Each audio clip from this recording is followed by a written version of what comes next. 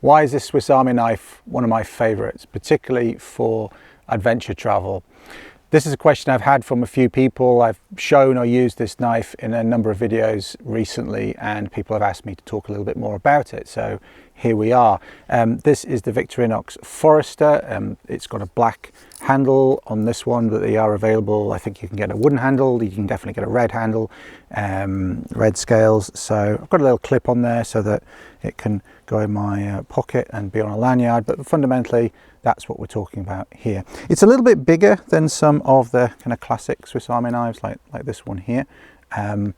I'll use that in different contexts. Like if I've got other larger tools, this is like just a small pocket knife, backup knife with a number of useful additional things on it. But if I'm just taking one knife, then this is the Swiss Army knife that I take. And okay, you might be thinking, well, Paul, you're a bushcraft instructor, you do wilderness trips. Why would you only take a Swiss Army knife? Well, it could be a hiking trip, day hikes, for example, in particular, when I know I'm not really going to be doing any bushcraft. And okay, people might be thinking, well, what about survival situations and those sorts of things? Yeah, fair enough. But also I want to minimize the weight.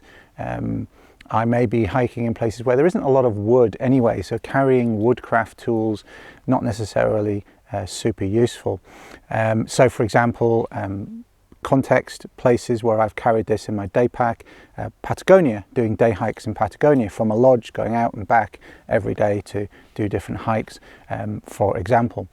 Also, for example, national parks in the States like Bryce Canyon or Zion National Park, just having a small knife with you that you can do a number of things, and it doesn't have to be necessarily out on the trail. It can also be if you're in camp. So let's have a look through why this is really my top choice for a traveling companion Swiss Army knife that can do pretty much everything that I need it to. Yes, there's a few compromises compared to carrying, say, a Mora and a Laplander, but you don't always want to be carrying a Mora and a Laplander, particularly if you're just doing hikes. Again, hiking trips in Scotland, for example, this is probably all I take because it does everything I need it to do. First off, it does have a decent blade on it. It's got a reasonably large blade, and that has got a small liner lock on it, so that is a locking blade, which makes it a little bit safer than just having one that does not lock. Now, of course, in some places that then means that you need to have a reason to carry it. So like, for instance, in the UK, pen knives like this that are of a certain length, so less than 3 inches or less, that don't lock, I don't need to have a particular reason to have that in my pocket just walking down the road. But once I have a locking blade, that's classed as a fixed blade. It's easy to stab people without damaging yourself, which is why it gets covered by offensive weapons legislation. So you need to have a reason for carrying it. Going on a hiking trip is a reason for carrying it, right? Having it in your day pack when you're going off on the trail somewhere is a reason for having it. That's fine. So it's not illegal, but you do need to have a reason for having it. So I like the fixed blade, yep, and it's a decent one, a decent size. And you can do feather sticks, and I'll link to a video where I did some feather sticks with this. You can use it for a lot of your bushcraft jobs, which is why I like it. Also, it's got a reasonably good little saw on here. Okay, quite aggressive little saw, which I quite like. Also, the back of that saw is quite square. Now, some people will say, oh yeah, you can use that with your ferro rod. And you can. You've just got to be a little bit careful because there's nothing to stop that closing on your fingers. So if you do use the back of this for your ferro rod, then you need to be using it very close in to the handle there so that you're not putting a lot of leverage. If you press on the tip, it's just going to close and you're going to potentially hurt yourself. But even there, you still need to be careful. I can't press as hard on that as I can if I'm using a fixed blade or if I'm using the striker. Okay, so you do need to be careful. And unfortunately, the back isn't proud of the handle when it's closed, because ideally you could, like say with a Falcon even TK4 that works really well with one of these ferro rods, you can use that closed, so there's no danger of it closing on your fingers. And yes, I know the TK4 is a lock knife, but I have indeed closed it on my hand using it open, scraping with the back of the knife, because you can press the locking mechanism by accident. Anyway, different topic, let's not get too much of a digression, but the point is, yes, you can use it with a ferro rod, but you do need to be careful. So good knife, good saw. So basically like a mini version of what we might have on our belt with a Mora and a Laplander saw, for example. Blades and saws work really well in combination. They'll do slightly different jobs more efficiently than the other one. Okay, so we've got that, and they're both decent. So that's the fundamental thing I like about this. But then we've also got a number of other tools on here. We have a screwdriver and bottle opener, and that also locks, which is, again, for a screwdriver, it's not going to close on your fingers. That's quite handy. It's got a little liner lock. Then on the other side we have a can opener, which is useful again when you're camping, right? You might have some cans that don't have a ring pull on them, you know, tins of tuna or something. That can be useful for getting into cans, particularly when you're traveling and buying food as you go.